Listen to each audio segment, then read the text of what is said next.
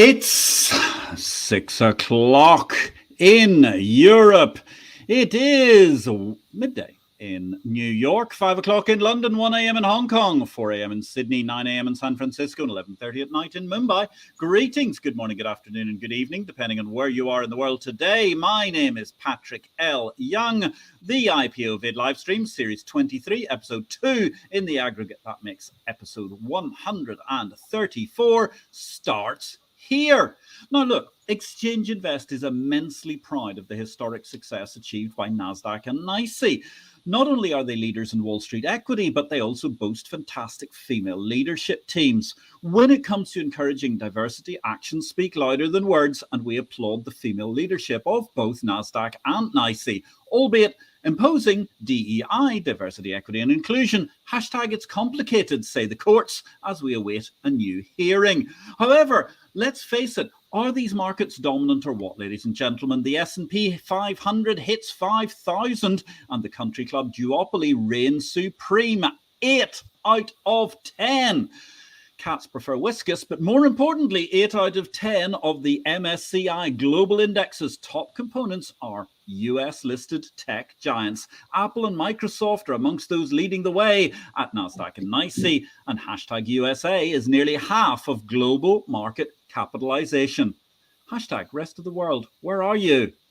Meanwhile, over in London, good data helps the slumping exchange business. Will somebody put the LSE back into LSEG, or will the C-suite back hashtag Refinitiv raises for the management and maybe spin out the original London bourse from its own group?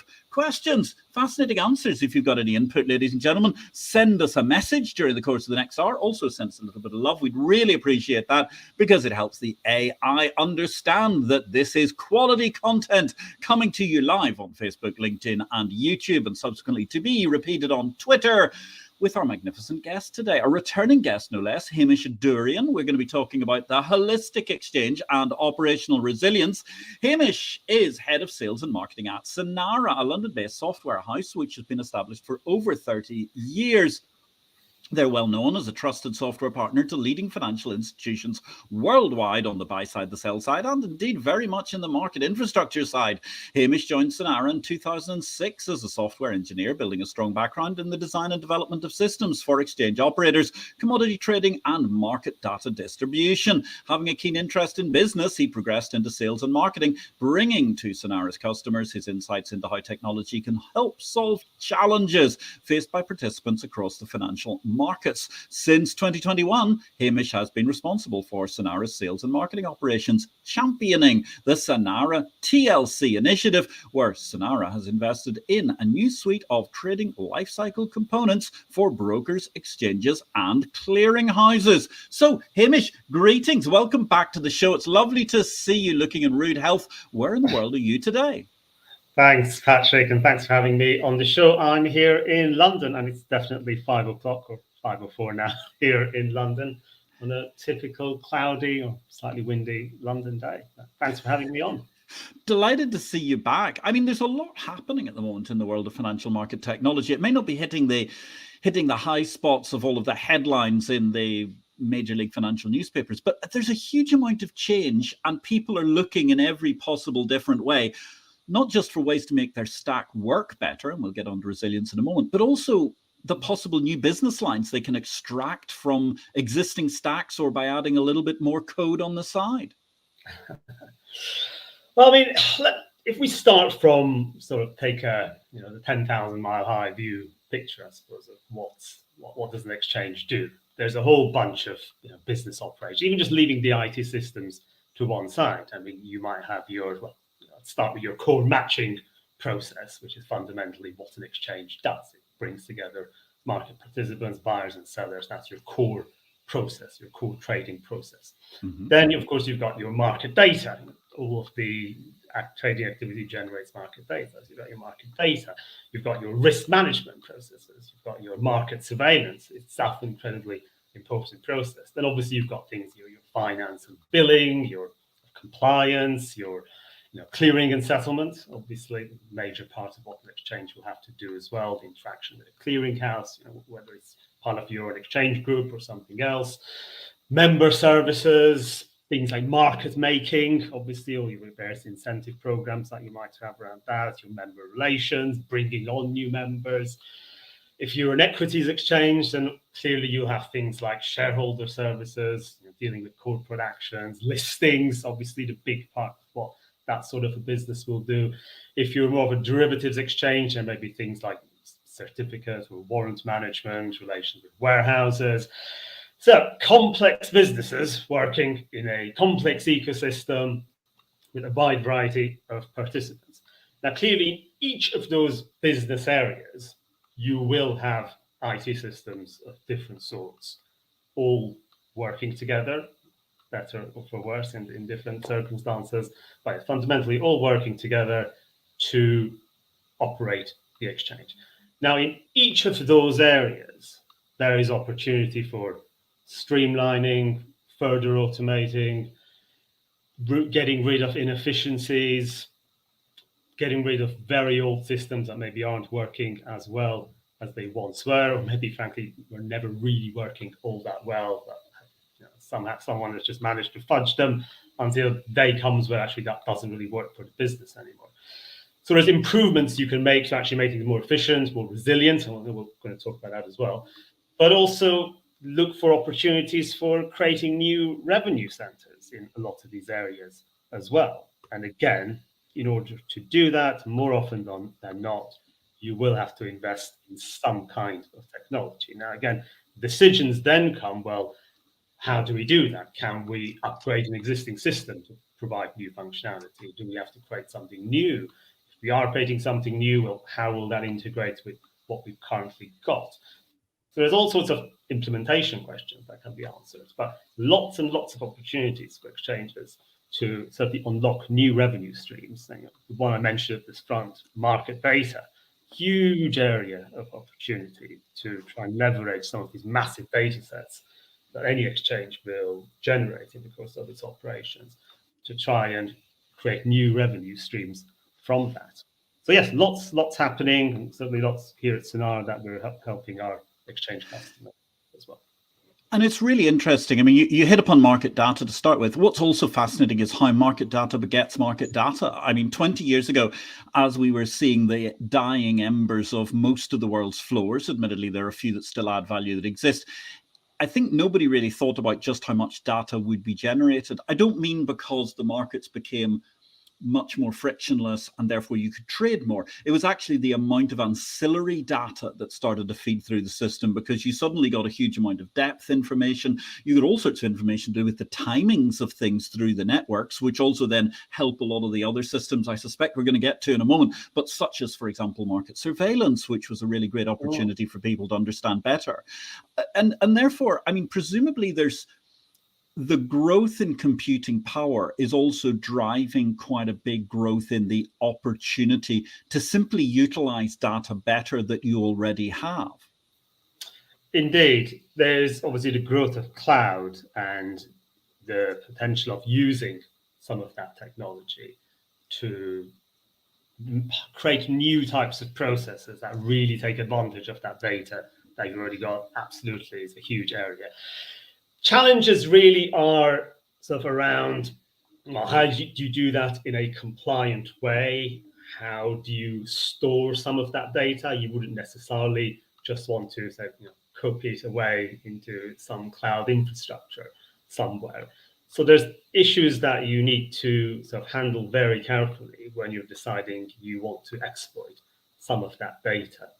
But then once you've got your solution in place, let's say using an internal infrastructure, or indeed whether you're using cloud to launch a new service in a much faster way, and that's one of the big advantages sometimes of using cloud-based solutions, something that we've been working on with some of our customers, is you can put together a new service that is completely separate from your existing infrastructure, launch something new, connect it with some data, see how it works, and then potentially, if that becomes established as a good potential new revenue stream, then you can further develop it, possibly even bring it into the core infrastructure.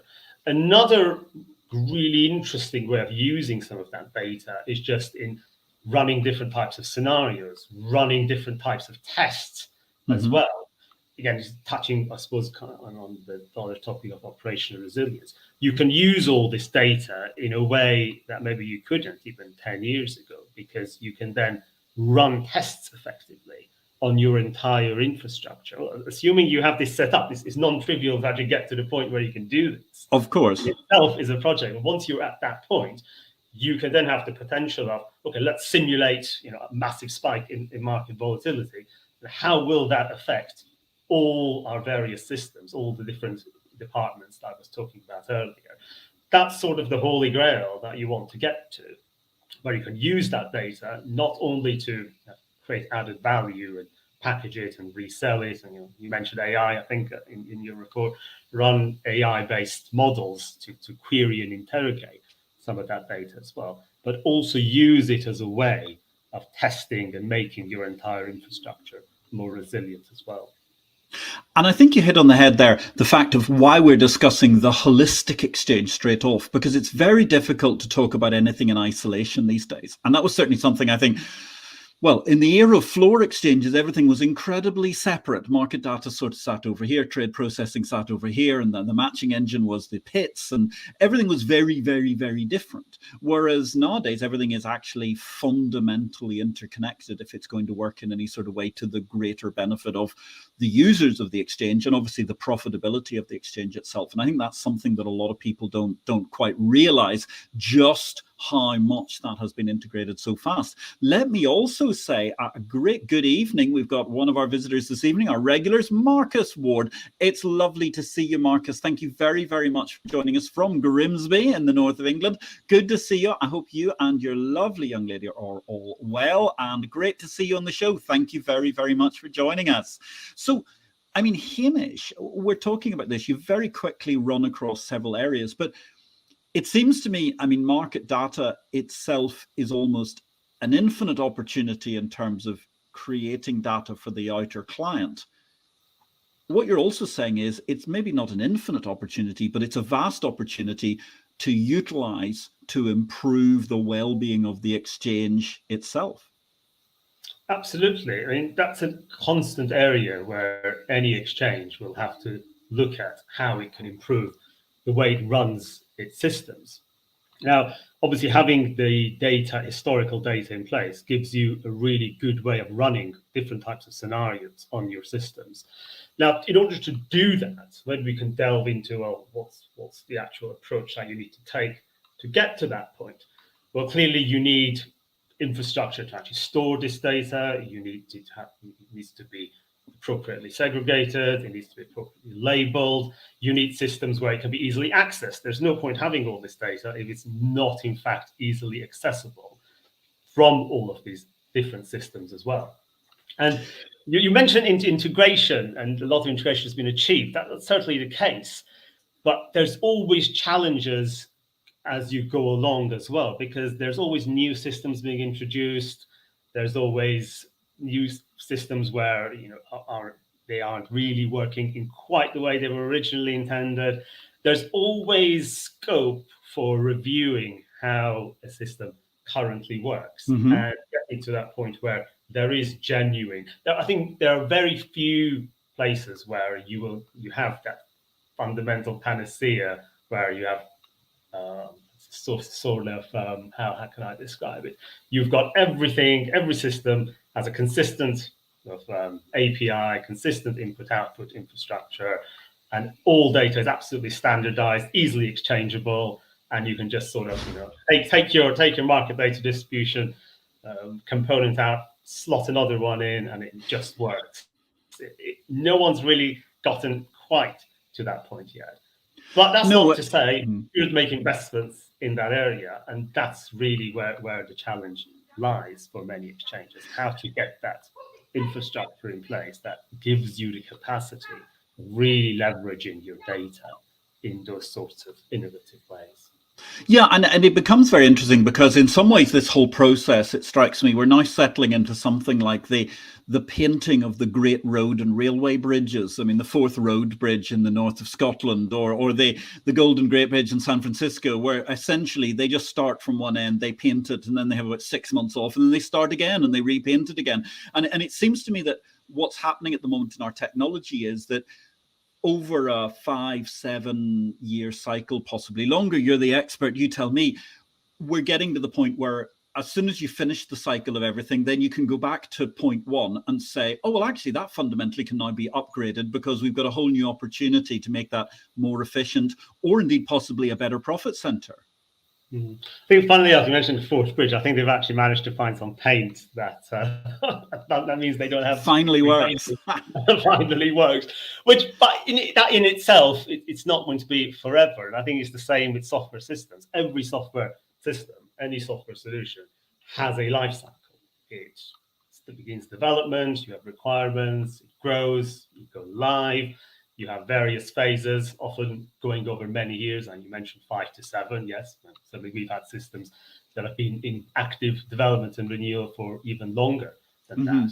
Software life cycles are getting longer and longer because the investment required to build some of these complex systems is significant, and they are major investments. Exchanges fundamentally now are technology companies, so whether they have their own internal development capacity, which many of them are looking at building up, for some things which are quite core to them. They believe that they can add the most value, and it makes sense for them to sort of build in-house or bring in vendors such as ourselves to build other parts of their technology infrastructure. Fundamentally, it's a huge amount of technology development and software development.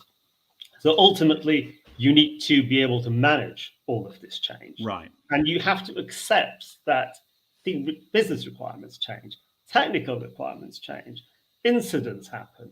There are all kinds of compliance changes happen, new regulations come in place. And all of these things will then impact the life cycle of the system.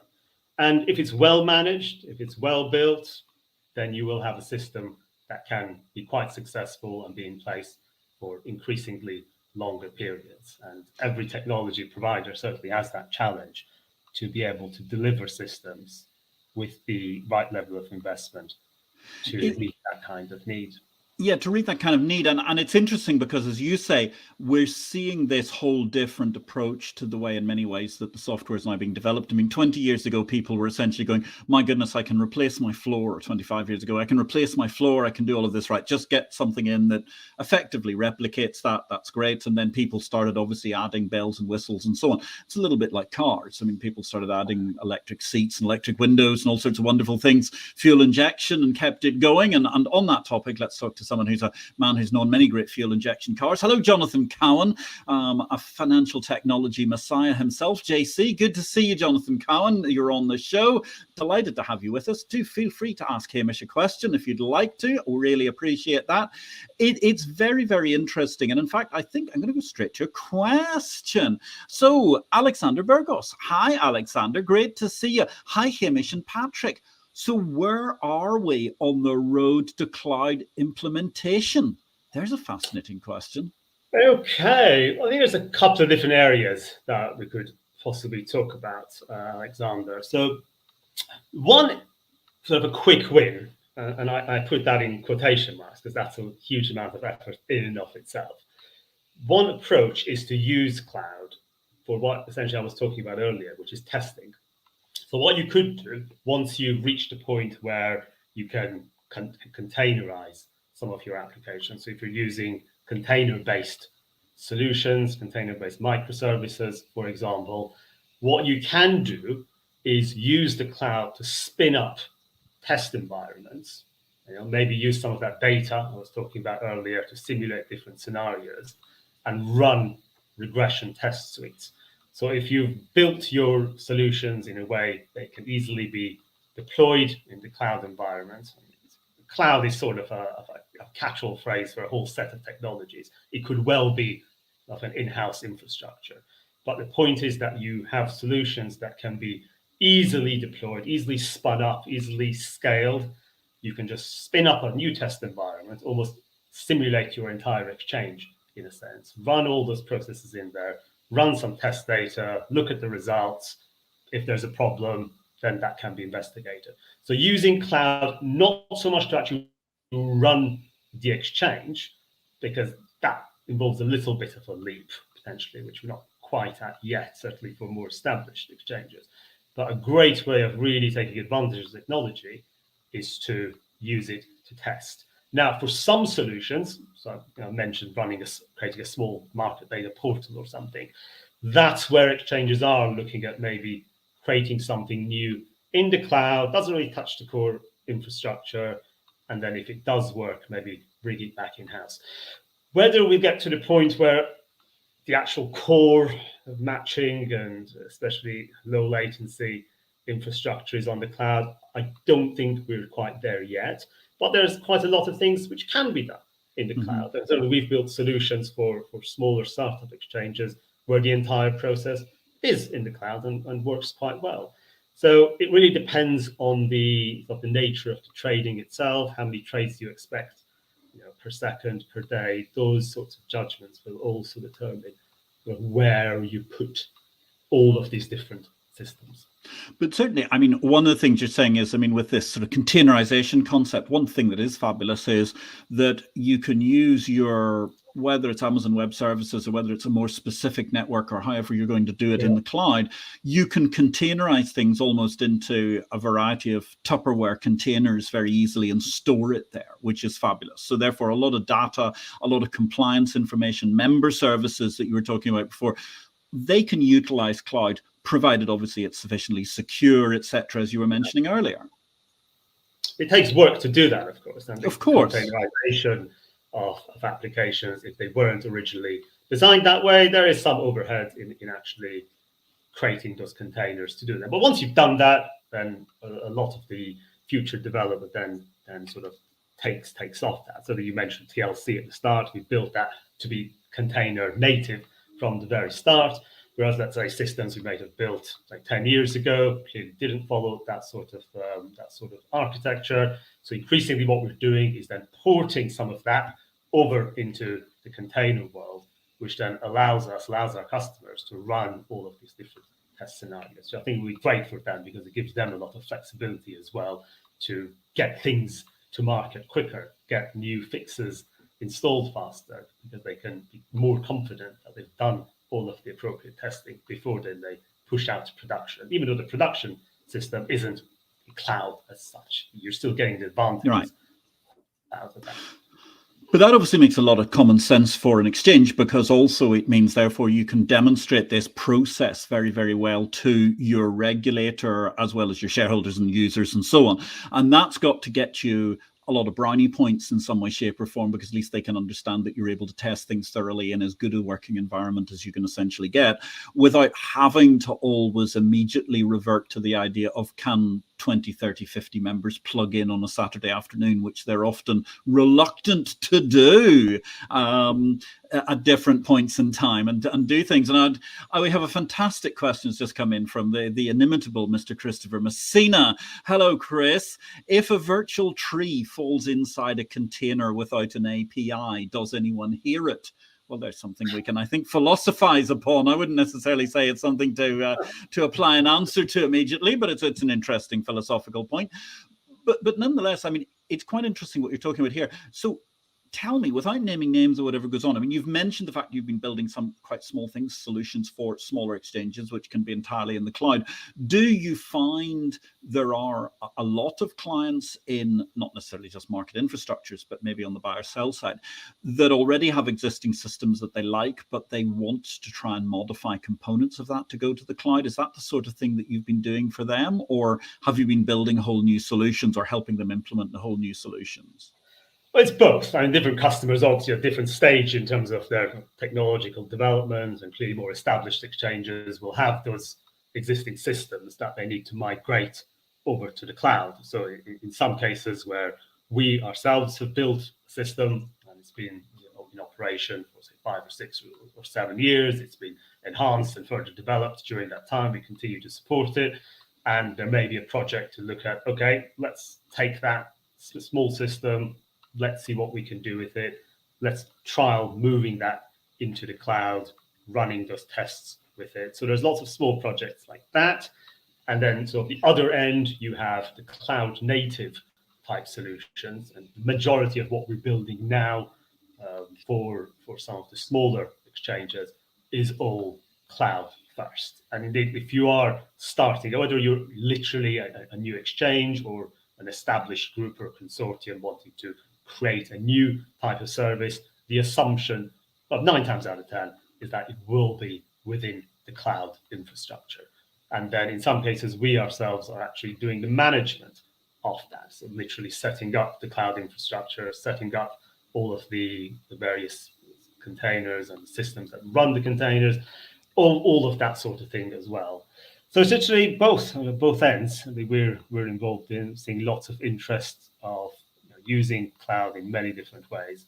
But again, for more established exchanges, first tentative steps really are how can we use it to improve our testing, use it to make things go live faster, not necessarily migrating everything over to cloud. I don't think we're quite at that yet. Okay, that's very, very interesting. So essentially, it varies according to the exchanges and markets, but smaller exchanges are building into the cloud, which strikes me as very logical so that they can hopefully grow with the cloud. And if they ever find themselves in a welcome position that they have so much volume that they need to exit the cloud for whatever reason, I'm sure that's going to be the least of their worries at that point because they'll be quite successful. Yes, exactly. Good problem to have. Yes, it's a lovely problem to have without any great difficulty whatsoever. And actually, that brings us to a very interesting question from Marianne Madeira. So she's saying, hello, Hamish. Hello, Marianne. Lovely to see you today in sunny Tokyo. Great to see you once again. Can you walk us through what Sinara TLC provides? Well, without wanting to give too much of a sales pitch on Exchange Invest, it's essentially a suite of software components that we've built up over the years to handle different types of business operations. So you're talking about exchanges today, so I'll focus on that. You have your core matching engine, market data, distribution components to do things like pre-trade risk management, interface with the clearer, monitoring GUIs to look at what's happening within the exchange, essentially delve into the matching engine. So all the sorts of components that you would expect to help with different operations within an exchange. And any particular solution we build would take advantage of some of those components. So we're a custom solutions company, and people come to us because there's something that they can't get off the shelf. So we've got some good stuff in the kitty bag, so to speak, plus a lot of experience actually building some of these custom solutions. So yeah, we certainly enjoy building some of these things. So that's the range of TLC.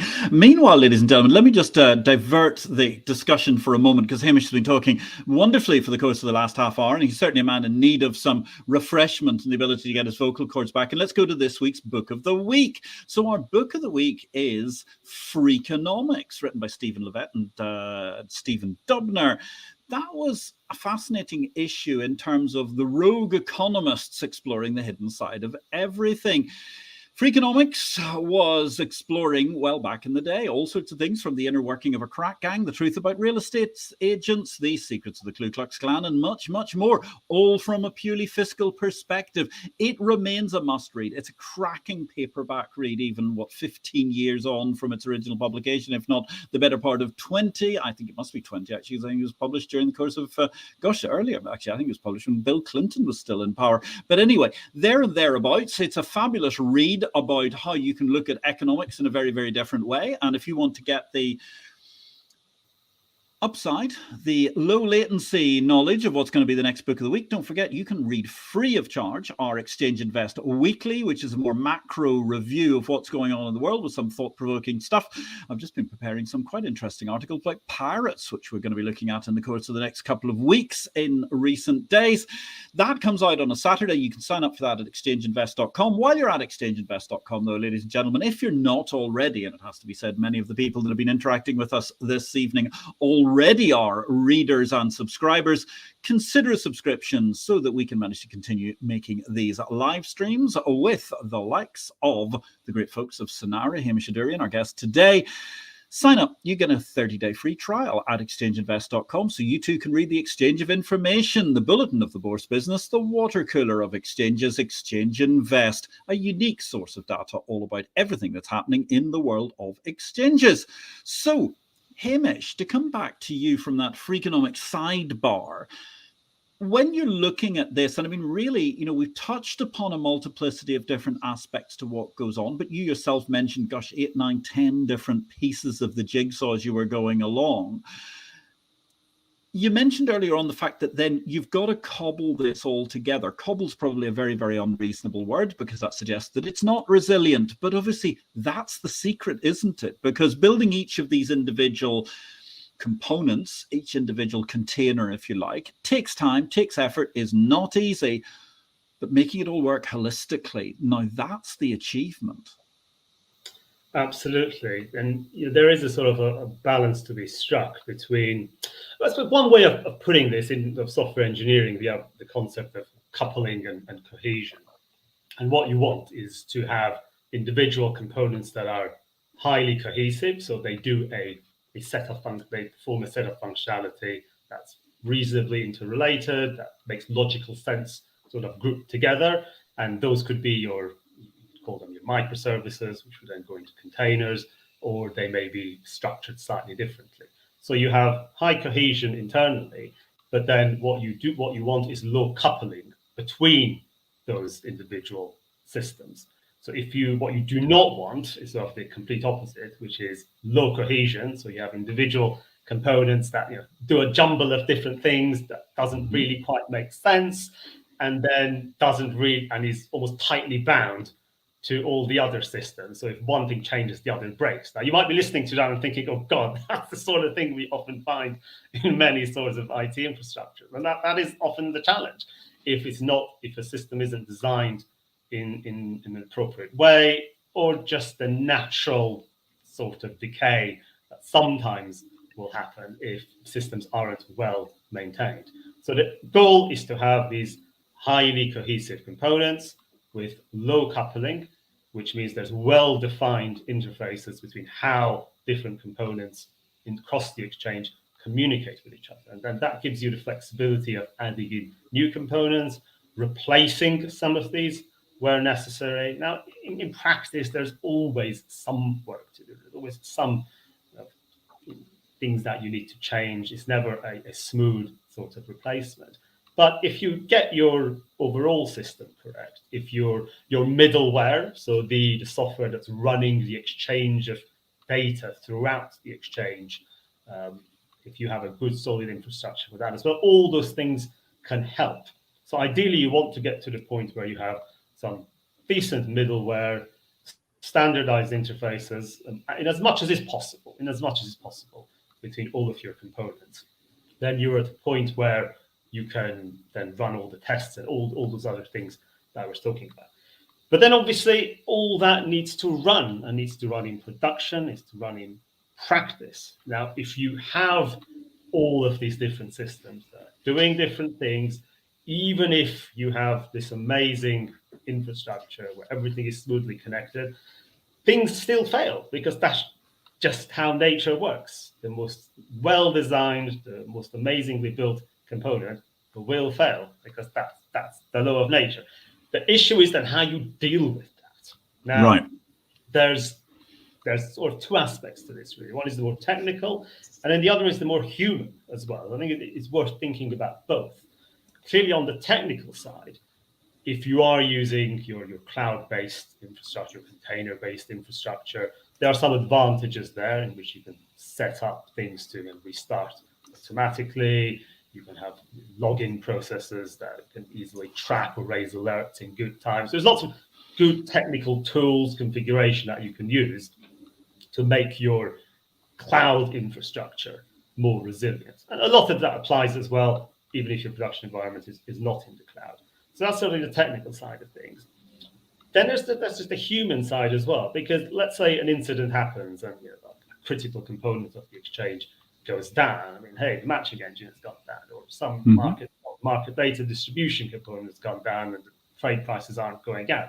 Whatever it is, you need to make sure that your appropriate members of staff in all the relevant departments know what to do in those circumstances.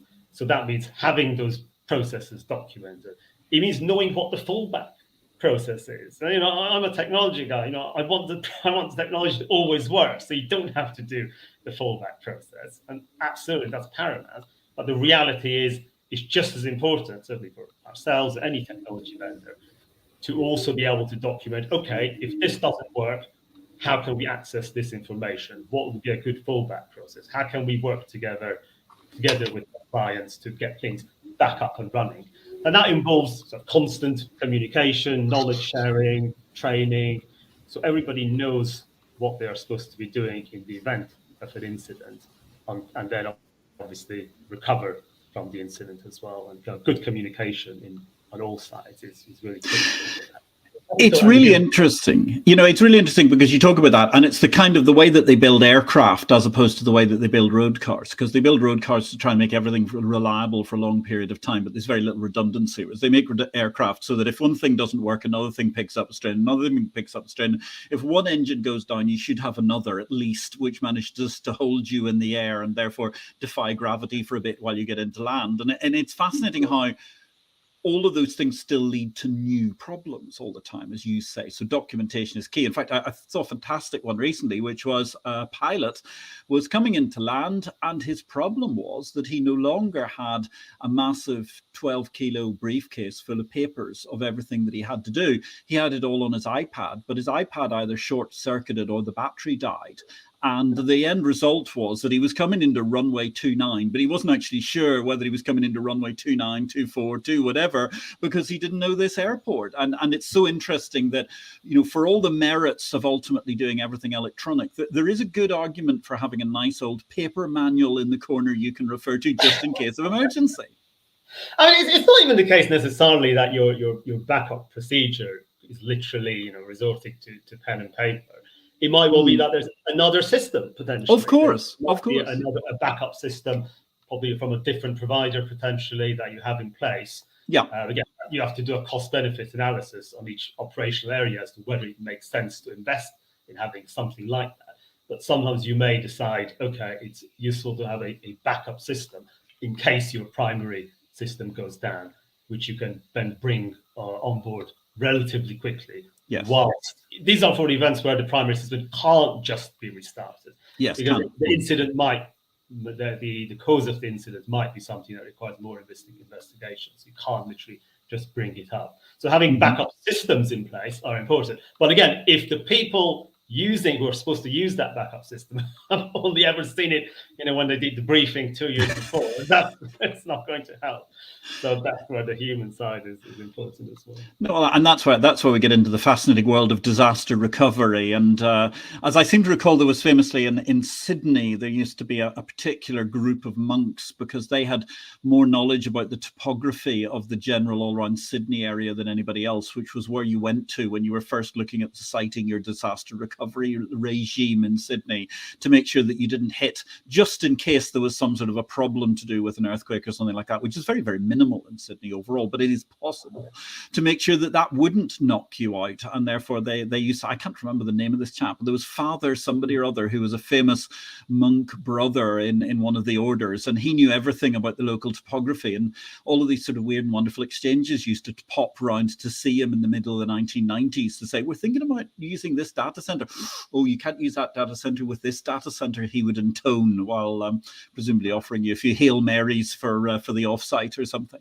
But it is interesting. I mean, as you say, we are in a situation where people have got backup systems. We are in a situation where people have got a certain degree of redundancy. But obviously then there can also be problems that happen that are outside of your infrastructure. And I mean, we saw that last year with Ion, who very unfortunately found themselves the result of getting hacked. And through no fault of their own, vast numbers of users and exchanges were vastly inconvenienced. And we did actually go backwards. I mean, we went straight back to blackboards, chalk, pencils, and paper very, very quickly, which obviously was not a problem of any of the infrastructure that was around it, because it was all still hanging together.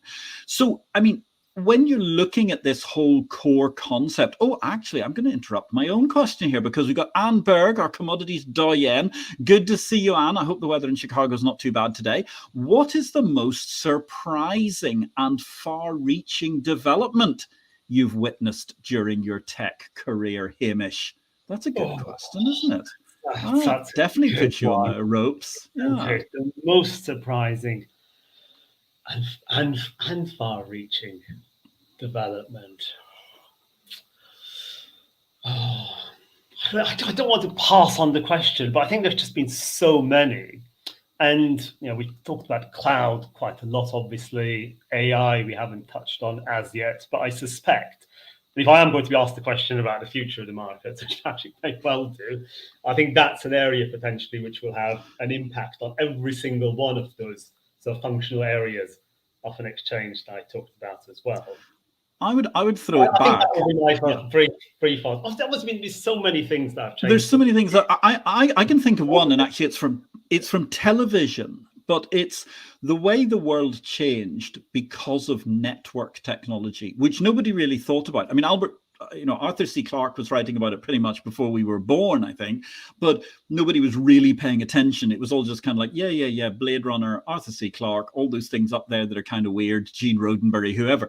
And I suppose the one that gets me is, it was how television was changed from being a broadcast only medium into an interactive medium. And the one I love about that is there was at the height of their sort of power of ITV in the early 70s, they produced a show called UFO. And UFO was this thing where Shadow was the Earth-based multinational organization protecting the Earth. And they all wore amazing shimmery costumes made out of presumably acrylic plastic and all sorts of shiny stuff. And they drove actually hydrogen-fueled cars, which I think are very, very interesting to this day. And they had all sorts of weird and wonderful spacecraft and so on.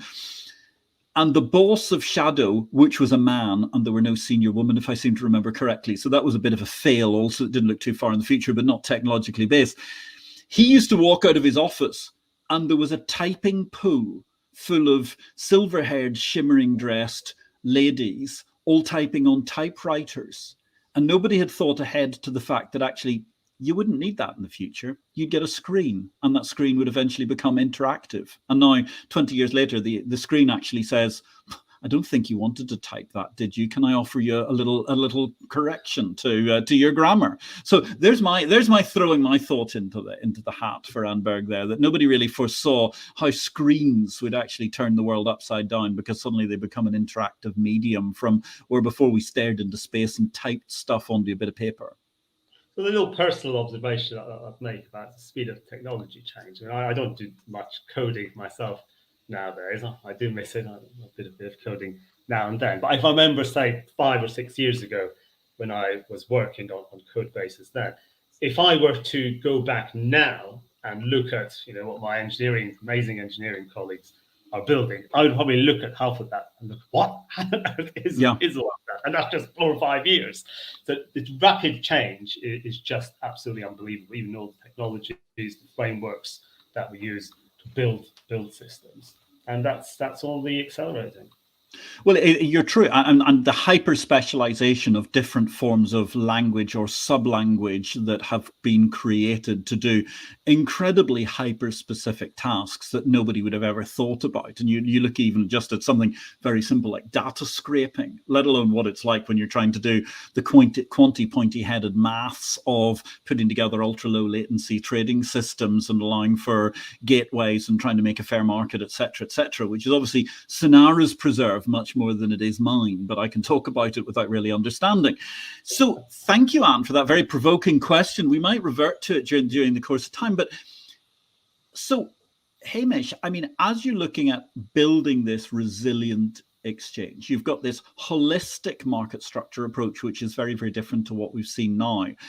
Are there any particular challenges that you keep seeing in the current time or that you've seen recently? Because these sorts of challenges, they tend to vary according to where we are in the cycle, I think. I think there's nothing in terms of a specific sort of challenge, of course. But, well, I think there's one thing I've mentioned a couple of times already, which is just the time it can take to get just a new version of one of these systems into production. And that's a consistent theme that essentially we see across customers. And there's always good reasons for that. It's just time, resource, uncertainty, everything's working, everything's been fine. And then finding the time, the resource, the availability, the internal test resource within the customers is not within Sinara. So we may have done our bit in terms of, we've got a new version, it's tested, but then clearly the exchange itself will have to undergo those processes. So clearly all exchanges need to look at how they can streamline those operations, because if you want to be able to continue competing, you've got to be able to make those changes, but do so in a resilient way, do so in a way that doesn't cause a breaking change, not necessarily just to that system, but to everything else, which is where the more holistic test approaches that, again, the cloud and regression testing and containerization helps enable come into play. So that's sort of the biggest challenge. Now, clearly, regulators, and you mentioned regulators earlier, they're looking closely at all of this. How can these exchanges improve their operations? How can they demonstrate that they are actually doing these things in a way that enhances resilience and responds to some of these incidents? Because, you're going to get the ions. That's going to happen again, the type of cyber attack. No one is immune from them. And that's the reality of it. The question is how systems can respond to them. Clearly, you want to design these systems in such a way that they can remain as resilient as possible, have multiple layers of defense and so on. But you also have to plan for how you will then respond in the event, say, a system is taken down. So that's a challenge across the industry.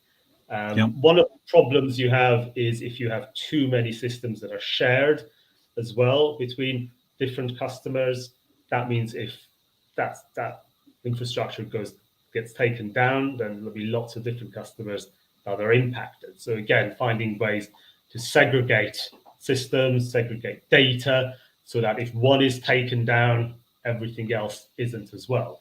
So clearly, the whole area of cybersecurity is one all exchanges have to continue investing in, and certainly we as software suppliers have to continue enhancing, investing in testing, in penetration testing, and looking at enhanced security procedures as well. So we're looking at Sinara and enhanced certifications and so on. It's really, really important area, because exchanges are big, and exchanges, and by consequence, providers are targets, and that's the reality. Yes, very, very public targets as well. In fact, it's quite fascinating that the major hack that took place, as you say, cyber attack, was on a company nobody'd ever heard of, but yet was such a pivotal piece of infrastructure at the center of derivatives processing that suddenly it hit the headlines across the board, despite being a privately held company. Very interesting the way you talk about at one point, I think 5 to 10 years ago, people were trying to get themselves towards the end of, oh, look, we've got one point of presence that then services everything. And suddenly, in the course of the last 5 or 10 years, a lot of people are going, don't think that's actually what I really want. I need something that distributes quite swiftly and easily in order to manage to make multiple different points of presence that can manage to help me have as robust a system as possible. And you mentioned, I think a very key thing is, in my opinion, one of the biggest issues stopping software from developing further and faster. It's not just a testing thing, which is totally understandable, but it is actually a regulatory driven function. And I don't mean it's because of the regulators per se, but it's because when you're in a major multifaceted financial infrastructure, whether it's a bank or whether it's even a cross-asset fund manager, let alone an exchange across asset classes and products, you're often under the kibosh because somewhere between the US, the EU, or one of a multitude of other regulators, somebody has decided that you're going to have to be paying attention to some new law, directive, or something, which therefore means you have to do that before you can manage to go and build the lovely, nifty new system that you were hoping to do. I think that's a challenge for exchanges, for any financial institution, because they all need to comply. I always think at some point us technology providers are going to be falling into that bracket as well, possibly for very good reasons. So that's inevitably part of your roadmap. And it may well be the case that you have to prioritize some of the compliance aspects over some of the product development or innovative product development. But I think what the sort of challenge I always put in these sorts of circumstances, where can you take advantage of those regulatory changes, those compliance changes, to actually transform some of your systems in a way that actually gives you the opportunity to then maybe create new efficiencies or new revenue streams in future. Not always necessarily the reality of it, but quite often than not, actually, a lot of changes that regulators introduce actually gives you, if you implement them the right way, it gives you the opportunity to then take advantage of them, especially if it's unlocking data, getting data in standardized formats. That's always a good thing because you can take advantage of them more easily. Yes, absolutely. You could easily sit around and bicker about particular formats for data. You could bicker about particular aspects of fix or something. But the truth is, by unifying the fact that you could make everything in inverted commas plug and play around the world, it did revolutionize the business because it made it an awful lot easier for everybody to understand what was essentially happening inside people's systems and how to interact with them. And I think that's a very, very interesting question that you raise, which is how do you manage to turn that regulatory fiat into an opportunity for your business to manage to be a better business while complying, which is, of course, the corollary of, well, what was interesting about a lot of digital asset businesses and early crypto exchanges and those that were designed 4, 5, 6 years ago, where they thought they'd hit the jackpot because they just designed them without the concept of surveillance and other stuff that we'd become used to in exchange world, building in from the first place. And sure, anybody can manage to make an exchange much faster if you ignore compliance and surveillance, but it does tend to result in an orange jumpsuit, as some people are finding to their peril in the world of crypto these days. So, it's fascinating because therefore what I suppose I'm interested in is the 25 years, the 25 years that we've seen genuinely electronic markets and electronic market infrastructure developing in. Notwithstanding the fact that I know that Intex was doing something in the Bahamas in the early 1970s, Stock Sander had his idea in 1970, that OM Group were trading options from the 1980s, etc. But I mean, in the modern era, is it the case that we're simply in a dizzying race to be ever more complex? Or is there a way you believe that we can manage to thread some degree of more simplicity to make things more resilient through a multifaceted system? So, perfect question, really, that Patrick, isn't it? I think I would draw a distinction between making things complex and complicated. I think there's no question that a modern exchange, given all the things that it has to do, its responsibilities to its members, shareholders, to market participants, to the regulators, given their important role in the economy, all of the things that they need to do, all of the different stakeholder relationships that they need to manage, all of the different processes that we've been talking about, they are complex beasts, and that's the reality of it. In terms of the technology, we can always look at how can we do things more efficiently, can we simplify the way we build some of these systems? Absolutely. But there's no getting away from the fact that a modern exchange is a complex organization, both in terms of its operations and its technology. Once we acknowledge that, we can then look at how technology can help simplify some of that. Absolutely what we don't want to do is overcomplicate, over-engineer, create systems where someone will look and say, well, why on earth is it working like this, for example? So there's lots that we can do to try and simplify and streamline, reduce complications, try not to introduce complications in the first place, remove them when they are. But there's no getting away from the fact that there is quite a lot that a modern, regulated, safe exchange has to do. And certainly our role as a technology provider is to help provide the solutions that will help them do it. I think that's a beautiful point, actually, marking the difference between complex and complicated, which is vitally important. And I do hope, ladies and gentlemen, that we've done our best today to manage to make everything, while it is a complex world, we haven't been overly complicating the issues as you've been talking about it. Do please leave us a little heart and some love if you've been enjoying the show. So, Hamish, I mean, you answered this question very, very elegantly when you were on IPO-VID, but my goodness, 2 years ago, that was a totally different world. People were still talking about that C word, which we don't even want to mention these days because lots of social media platforms instantly ban you for even saying the word, even though we've just been talking about it in a purely business context. But what do you think? I mean, looking at it now, we're coming up to the 25th anniversary of the capital market revolution. Anything you'd like to add on where the capital market revolution goes next? I say predicting the future is a mug's game, Patrick, isn't it? But I'll do my best to try. I think clearly, I touched on AI earlier, and I think it's sort of a non sequitur, really, that AI is going to impact all of those different areas, not just the current of the large language models, but so many other types of processes that are coming through, greater compute power, greater volumes of data. Will be able to be run, new types of services can be created. I think there'll be more, we're already seeing greater retail participation, for example, in many markets. And I think we'll see that continuing as well. We'll see new markets coming in as well, technology enabling things that perhaps weren't exchange traded previously, coming into exchanges, new exchanges being created. Certainly consolidation, I think will inevitably continue. I think there's certainly different parts of the world where there's certainly scope for more exchange consolidation. I think that's probably inevitable, but not just consolidation, lots more partnerships I think we'll start seeing as well, partnerships with exchanges around the world to try and open up markets.